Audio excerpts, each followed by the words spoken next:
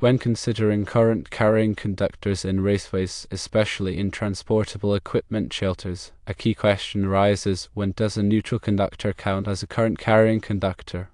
If a neutral is not counted as a current carrying conductor, it's essentially considered a shared neutral.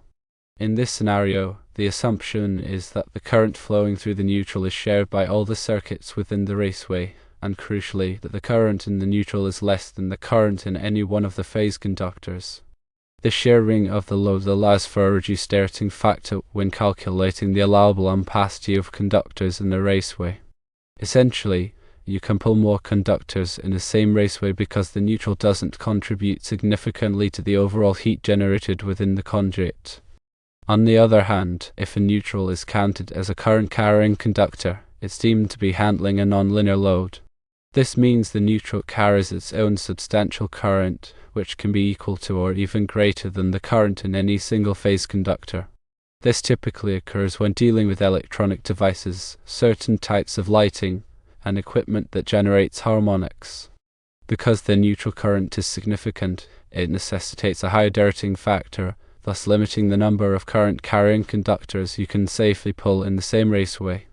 The practice of pulling private neutrals for all circuits, as your company does, offers several advantages. 1. It ensures proper grounding, which is critical for safety and helps reduce the risk of ground faults. 2. It simplifies troubleshooting because each circuit has its dedicated neutral, making it easier to isolate and identify problems. 3. It can improve voltage regulation and reduce voltage drop by providing a direct return path for each circuit's current. This is particularly beneficial for sensitive electronic equipment.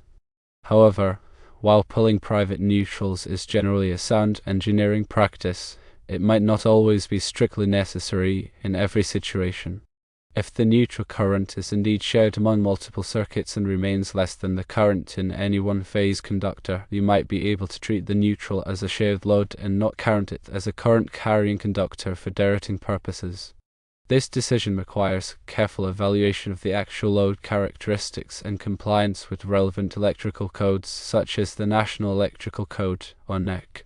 It's always prudent to consult with a qualified electrician or electrical engineer to determine the precise requirements and ensure that your installation meets all applicable safety standards.